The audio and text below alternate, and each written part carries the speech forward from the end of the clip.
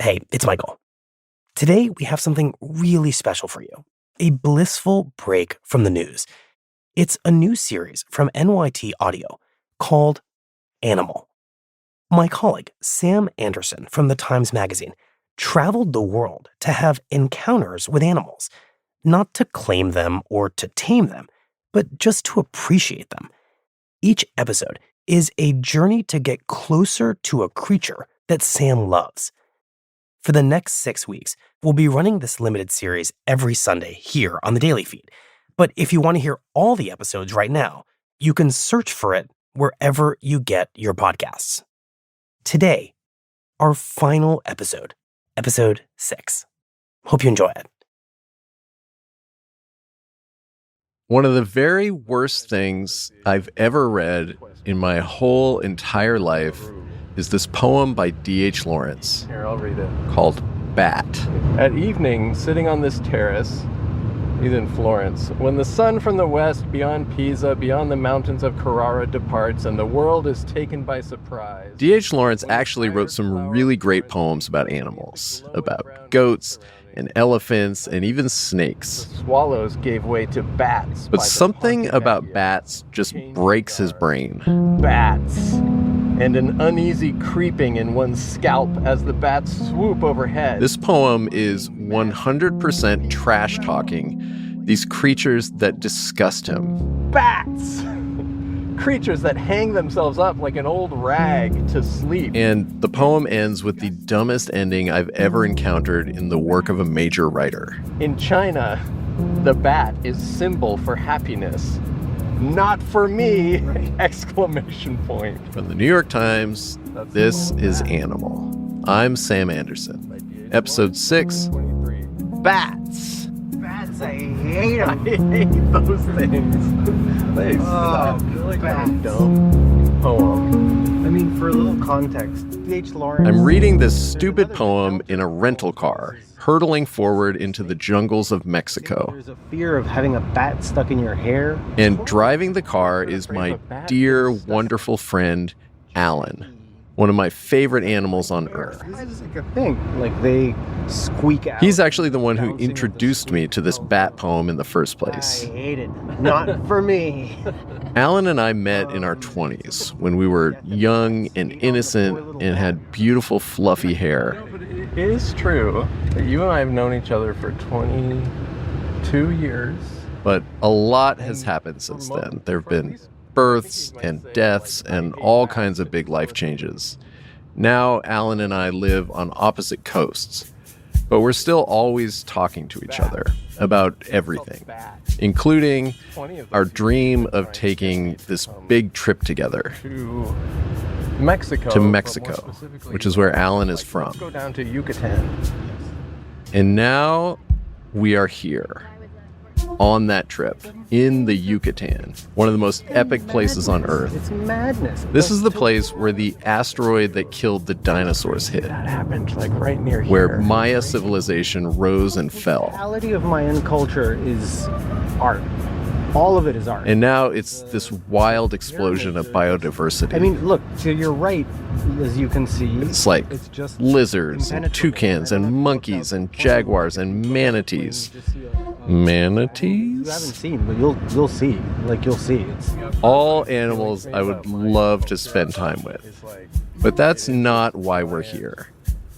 We have come to the Yucatan to meet an animal that I do not particularly want to spend time with. bats. The bat. Yeah, this is... Because my attitude toward bats is pretty close to D.H. Lawrence's. I am slightly embarrassed to admit they're not for me. We are all driving into the unknown together. We're here for the bat.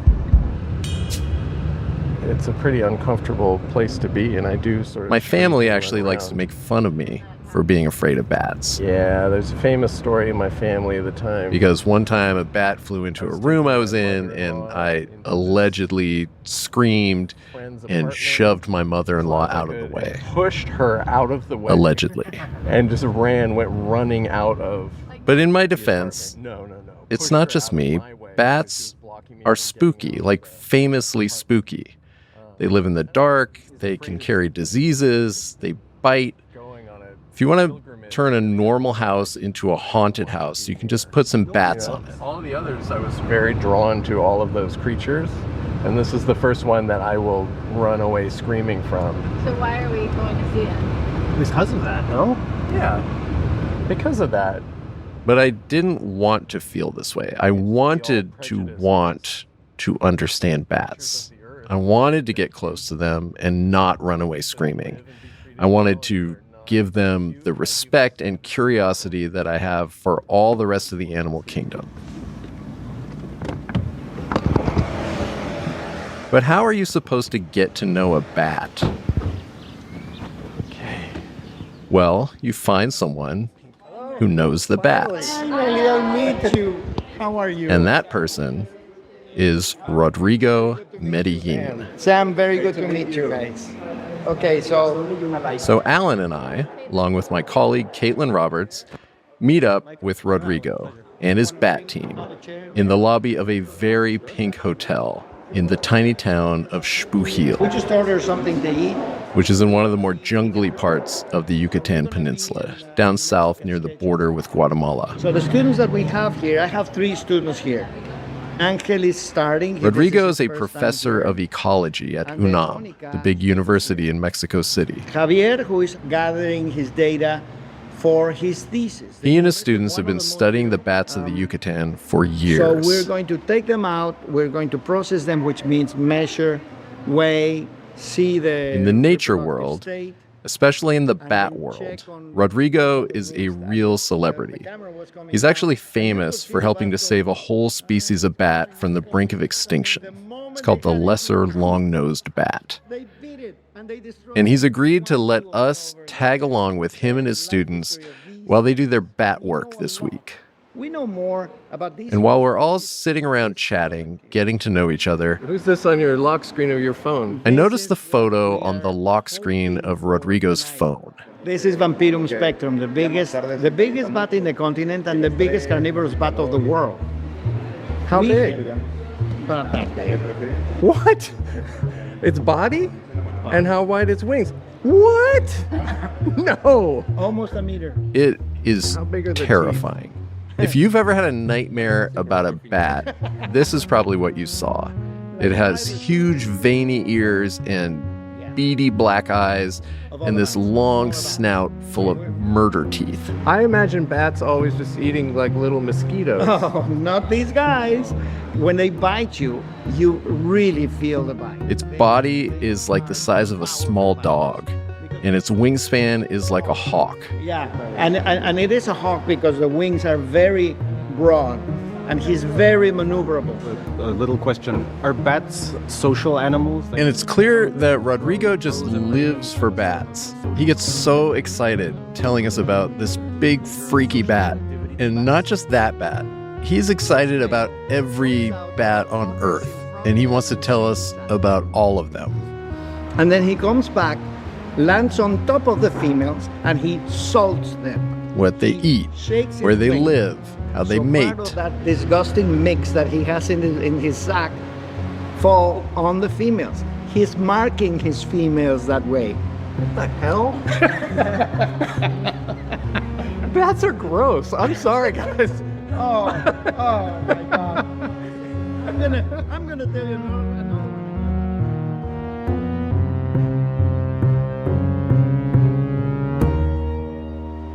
Can you tell me why you are not terrified of bats? I would trade you and ask you, why are you terrified of bats? I don't get it when people are terrified of bats. I really don't. You've never screamed and run away from a bat? Me? Absolutely not. Never, never, never, never. Rodrigo isn't only a bat scientist, he is a bat evangelist. I started, my first bat came into my hands when I was 13 years old. What is that? Do the math. It all started when he was a tiny little kid. He loved animals. He says the first word he ever said was flamingo. He told us he pronounced it gluglingo or something like that. And he was actually kind of a prodigy. Rodrigo knew so much about animals that he ended up on this famous primetime game show in Mexico called El Gran Premio de los 64,000 pesos. the 64,000 peso grand prize. And so this little kid is on primetime TV answering every question they could throw at him about animals. And a biology professor from UNAM was watching. And he invited Rodrigo to come out with him into the field. So little Rodrigo ends up going out with scientists to study all kinds of animals. And eventually, one of them takes him into a cave. And this is when Rodrigo Medellin holds his very first bat. He told us that the moment shook him inside, and he suddenly understood why he was here on Earth, to protect and advocate for bats, which is what he's been doing ever since. So originally, the image of bats was positive. According to Rodrigo, bats are not only not disgusting or dangerous, they are beautiful and smart. And because they play a crucial role in pest control and pollinating and dispersing seeds, they're also good for the world. But then something happened that made it negative. What was that? Basically, they're just victims of bad PR. Dracula, which is an amazing novel. It's a beautiful You know, novel. Dracula and vampires and stuff. It's an unfair world, seriously. And it really is an unfair world. Like many animals on Earth right now, bats are in trouble. Not only for the usual reasons like habitat loss and climate change, but for special problems all their own. There are devastating diseases, and they get annihilated by the big turbines at wind farms. And there's also this issue of the bad PR. People like me are afraid of bats because of the whole flappy, spooky, bitey thing, which is then used as an excuse to do all kinds of violent, horrible things to them. People poison them or seal them up in caves or even burn them alive. But it wasn't always this way, especially not here in the Yucatan. In pre-Columbian times, bats had a very positive image. You see the archaeological remains, pottery, temples, etc. You are going to find bats represented. In the culture of the Maya, The Maya, this ancient civilization that thrived here for thousands of that is years, named Zot. bats are Zot is everywhere. the Maya word for bat. In stories, in paintings. They even had a month called Zots. The month of Zots roughly coincides with the month of October, which is the month of happiness and wealth and abundance, because it's the month of harvest. And in Maya mythology, bats represent a living link between our world and the underworld. Death, basically. Your soul goes to rest after you're dead, and bats help you get there. The Maya called the underworld Xibalba, or the place of fear, which, if you ask me, bats are a perfect mascot for a place like that. Okay. Huh. All right. So we're doing this show about animals, and every animal we've gone to has been something that I love and feel drawn to. And the bat is the first that I'm not drawn to, I'm that gonna I convert you. scream from and I run away from. You are not going to run away from bats after we're done in this trip. Okay. I'm open to it. Oh, I'll convert you. I'm absolutely convinced of that. Conversion story. Okay. Let's try. All right. Muchas gracias por the breakfast. Gracias, señor.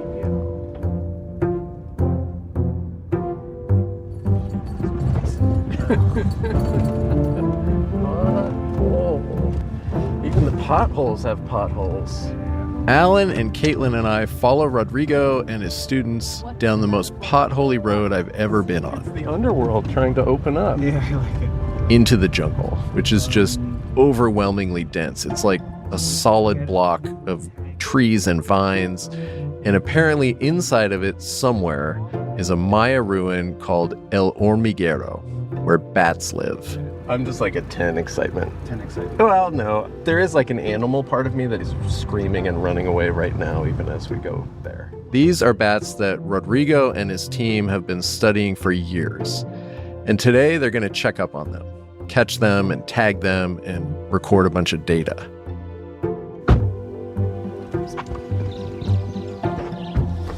Whoa. It's so big. The temple is magnificent.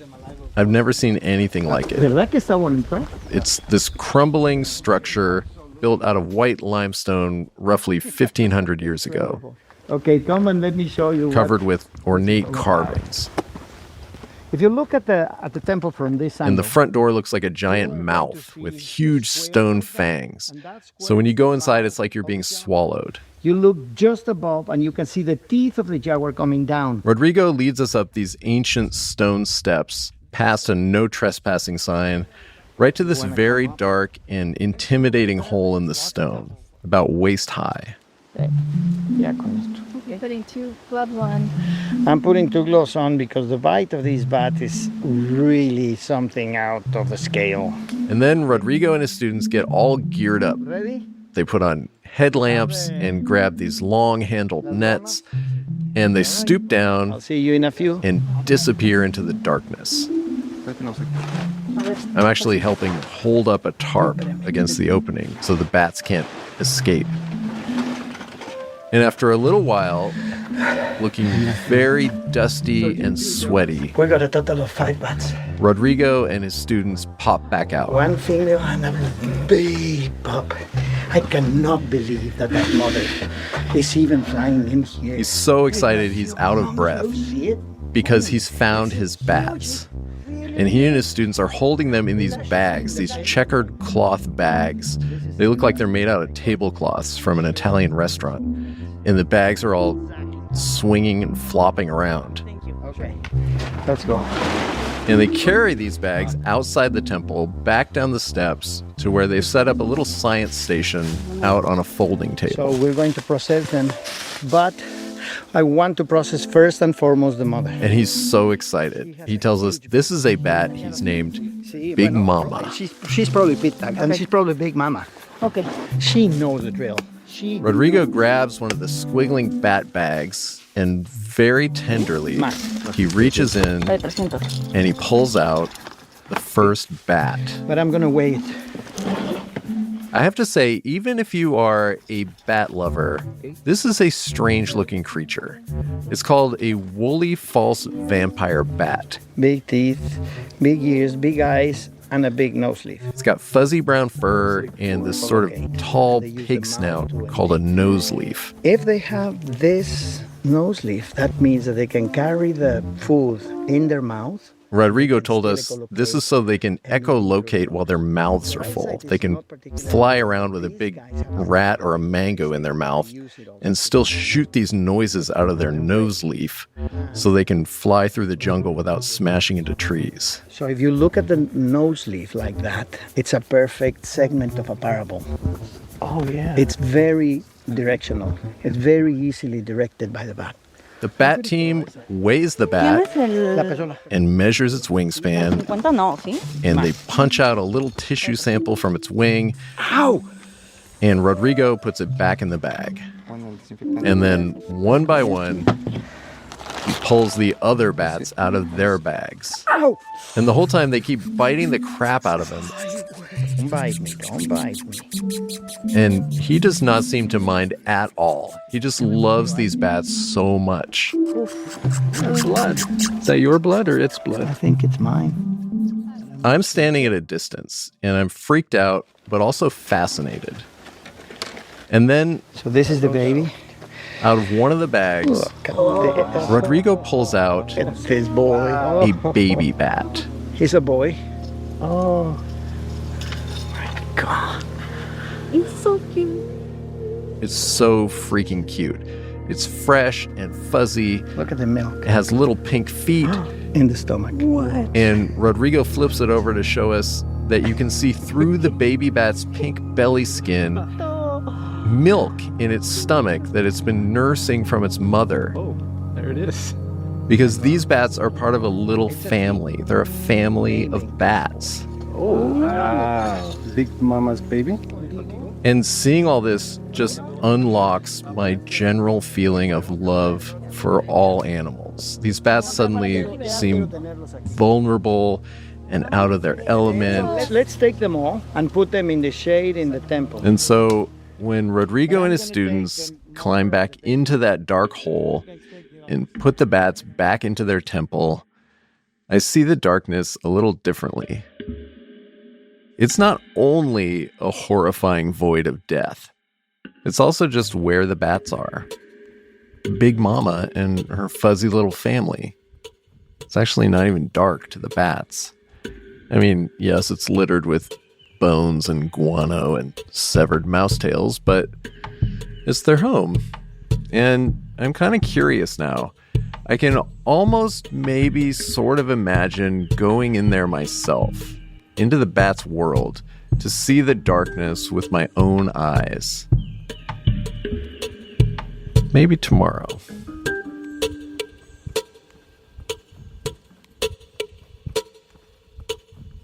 Maybe.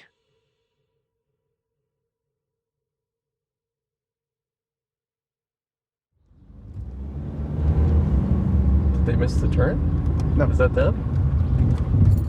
Sam, what's happening? We're on our way to visit another bat roost with Rodrigo at a temple called Okolwitz. Is there a fire up there? And on the drive there, we see a small fire A little bit of a fire. where patches of the jungle are being cleared. So this is There's all- tractors and white dust everywhere. Oh, they cleared a huge amount of trees. And what we're seeing is a gigantic project that's going to change the Yucatan forever. It's called Train Maya, this railroad that will circle the whole peninsula right through the wilderness, Clear cut and leveled. breaking up habitats and supercharging development. Perspective of the people of Xpujil. The whole thing is very controversial. Alan told me that it's creating a lot of jobs. It's really helping the Yucatan economy. Hard to understand from a. But Rodrigo is worried about the impact of all this on the wildlife here, especially, of course, the bats. do have that fear. Uh-oh. Javier doesn't know where he's going. We follow Rodrigo off the main road, deep into the jungle, and then we hike. It's so hot right now. It's like 1.5 million degrees. Spider monkeys. But then we see it, Wow. the temple. 600 years of abandonment. This one is even more ruined than the first one. There are jungle plants growing right out of the stones. It feels secluded and totally abandoned. It's like we've slipped into some secret back pocket of the universe. This is the temple of Okolwitz. And as you can see, a whole wall of the temple is missing. But the bats love it here. It's shadowed, it's protected, it's cool. It's beyond the reach of any predator. So they love it here. We all take turns peeking in there through an old doorway, whispering so we don't bother the bats. Okay, I'm going into the bat temple with Alan. The bats are up in a high corner. They're just a cluster of dark shapes hanging upside down against the gray stone. What is this temple? I don't think anybody knows them. Who's here? I don't know. Where are they now? They're dead and gone. See the ears. Do you think they're echolocating us? I know they're echolocating. Maybe. Oh look, those two in the back, on the left here. They're getting very, very close together. They're clinging to each other. Think they love each other? Like we feel an affection, a mammal They are affection. attached to each other and they depend on each other for their survival. Beyond that, I cannot tell you that they love each other. Yeah. Okay. Do you think I could stand in here while you catch the bats? Yeah. I kind of can't believe I just asked to stay in here. We'll sit you there. Okay. Because the bats are calm right now, but once Rodrigo starts trying to catch them, Some of them may land on you. Okay. they will not be calm. You okay with that? Seriously? Seriously. And even though I've seen some cute bats now, I am still very afraid of them. Yeah, that's with a test. Is that part of progress? Yeah. Can we call that progress? God, that would be incredible. But I think just being around Rodrigo and his love for bats, it has made me curious. And that curiosity for this one moment just barely outweighed my fear. If they land on you, just don't move. Don't scream and run. Don't scream and run. No screaming. No. Get him off. No, nothing like that. Okay. Rodrigo sits me down on this pile of rubble at the back of the chamber, and the students outside wrapped the whole chamber up in tarps, so we're sealed in. Even if I wanted to run away screaming, I couldn't. I'm stuck here until Rodrigo is done. And it is dark. It's cool and musty, and it smells like ancient stone. Okay. We're ready. But after a minute, my eyes start to adjust, and I can just barely see the bats up in the corner, these dark shapes against the ceiling. I see Rodrigo kind of sneak over and reach up his long net and try to catch a bat. And that's when the motion starts, the bat motion, the flitting and darting, bat stuff. The bats are flying around like nightmare confetti. And I'm just sitting here frozen, trying to stay calm, dissociating. And I found myself thinking weirdly of my father. Because I realized I was sitting in this dark bat chamber and I was wearing my dad's socks, which I inherited when he died. And I remembered this flash of a memory from when I was a kid. It was the first time I ever saw a bat in my life. After my parents got divorced, my dad used to love to take us to caves when he had us for the weekend or something. He would take us on tours or exploring on our own. It was kind of our special place outside of the normal world. And I remembered being maybe 5 years old and deep in this cave when suddenly there was this motion out of nowhere, and it was bats. And one of them flew so close to my face, and I remembered seeing its teeth and the little pig nose. And the funny thing is, I don't think I was scared because my father was right there with me. I was just interested. It actually seemed amazing that there was this whole other form of life deep down in the earth. And here we were crossing paths.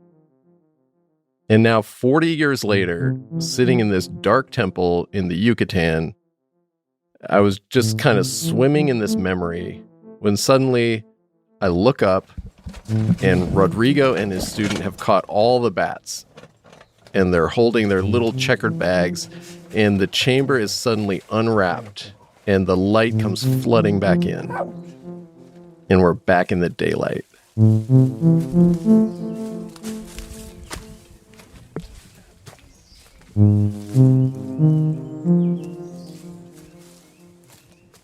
And it occurs to me that maybe my fear of bats isn't really about bats.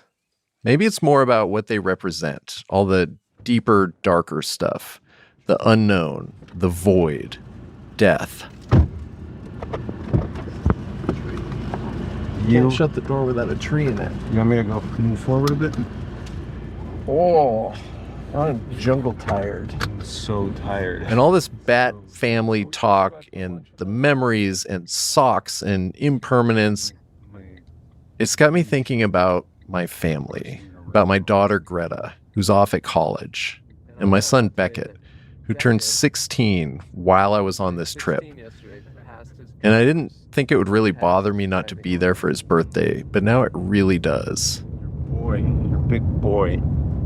And Alan can relate because he found out this morning that his baby daughter, Maria, took her first steps.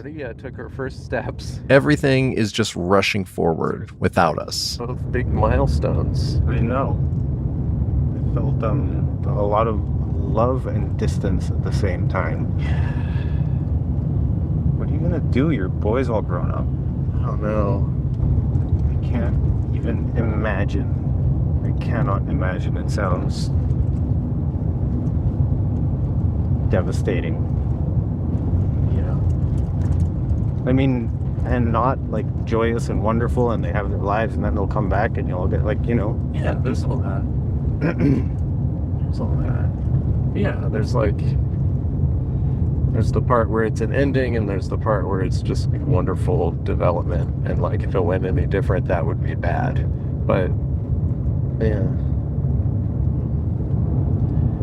I don't know. Then you die, and then everyone forgets that you existed, and then your civilization is a big husk of ruins. You took it too far. What?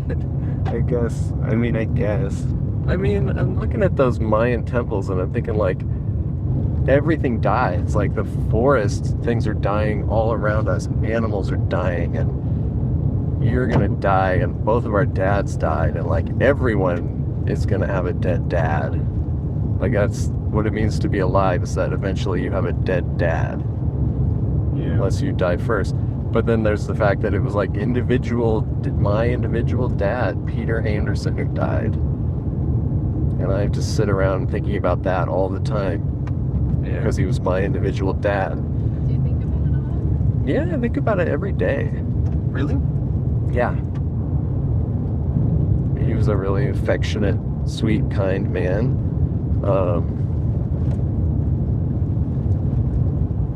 I took a bunch of his clothes after he died, and so I'm always wearing his socks or his raincoat or his fingerless gloves all winter long and all kinds of stuff. It's curious. So I'm always thinking about him. I think about him every day.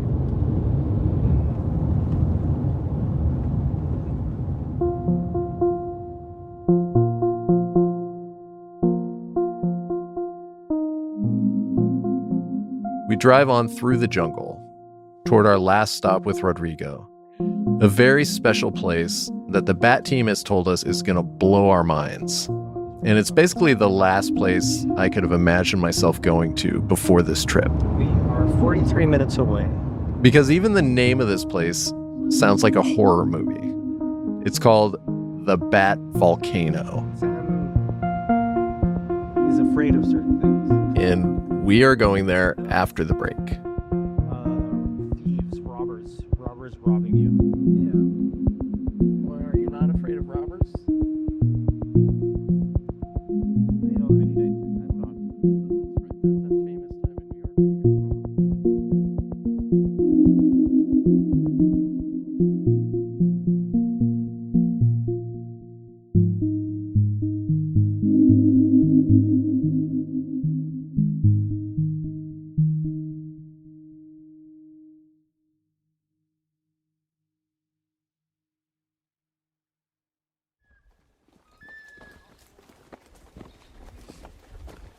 Let me tell you a story about a hole.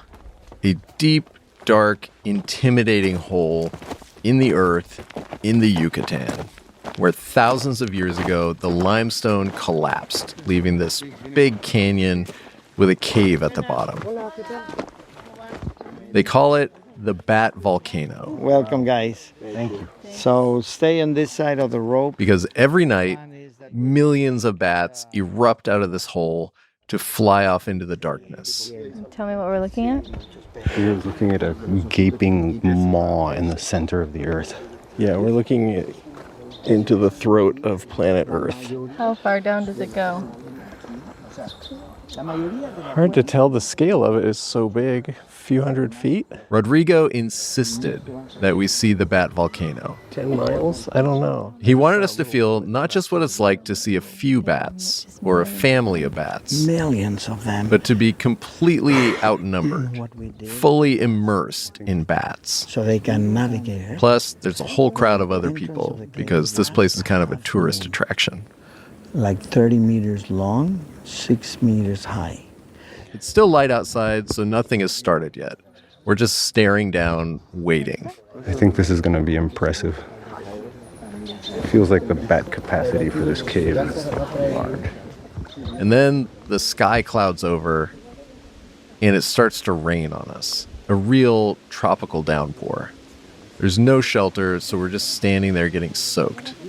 And I ask Rodrigo, is the rain going to stop the bats from flying?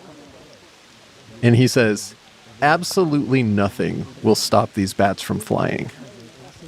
So we stand there sopping wet, waiting. No. Oh, there we go. Oh, first thought.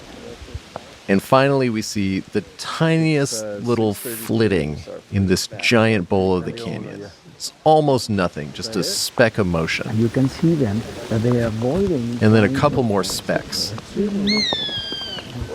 And then a few more. They're thickening. It's thickening. It's sort of like watching popcorn pop. Getting really close. There's like one kernel, and then two, and then all of a sudden, a million kernels. They're passing through you. But these are bats, just infinite bats coming out. It's another species that is Different sizes, different species, short and broad wings. but they're all sort of moving together like this huge superorganism. Oh my God. They're just really getting thicker and thicker over on that side. And soon, the whole universe is bats. It's really hypnotic. I feel completely dwarfed. They're coming really close to my head. And in that moment, I feel the strangest feeling. Do you feel scared? Uh-uh. You feel scared? It's absolutely nothing. It's extremely delicate and beautiful. It's really beautiful. I feel soothed by the bats. I'm not scared at all. Bats are passing right in front of my face, through my legs. They're shooting through the tiny space between me and Alan. It's really calming. Yeah. And there's a crowd of people around us watching, and we are all completely silent. There's this reverence in the air. Cover your eyes. I don't know how many thousands or tens of thousands or hundreds of thousands of bats flew right by me that night, within arm's reach.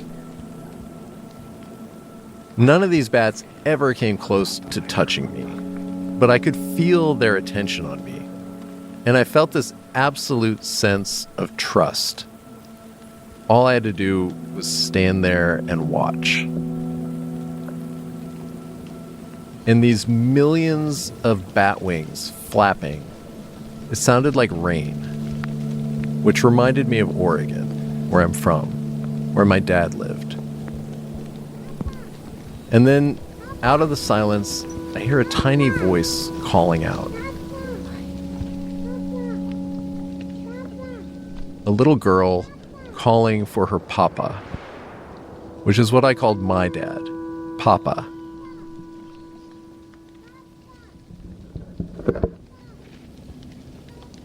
And I thought about all the bats we'd seen, and the bat families, holding each other, huddling together close, hanging from the ceiling like a bunch of bananas. Beautiful. Beautiful. I'm so glad that you enjoyed it. So profound and beautiful. And then I thought how in my own tiny life, surrounded by all this depth and darkness that I'll never understand, all I really want to do while I'm still here is just hang like a bunch of bananas close to all of the creatures that I love. My friend Alan, my little family, Walnut, until one of these days, maybe soon, maybe a long time from now, the darkness will take me. And I will spread my wings and fly off into some other world that I don't understand. And at least at this moment, standing on the edge of this giant hole, immersed in this living cloud of bats, that actually sounds just fine.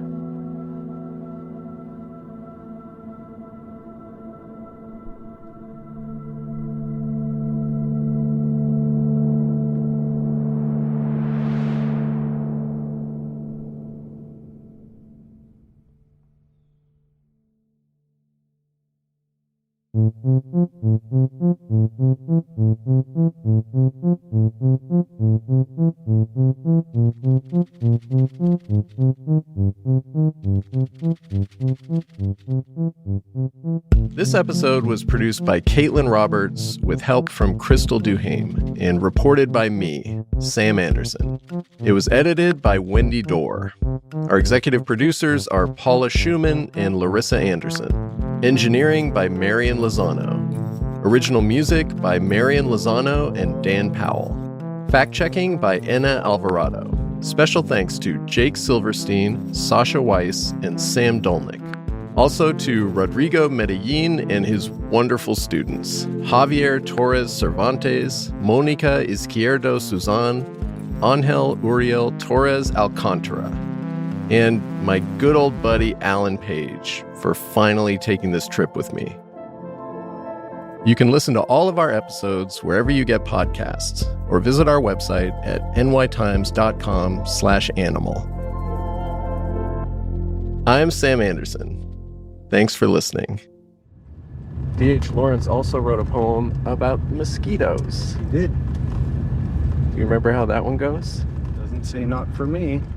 He likes mosquitoes better than bats. I think so.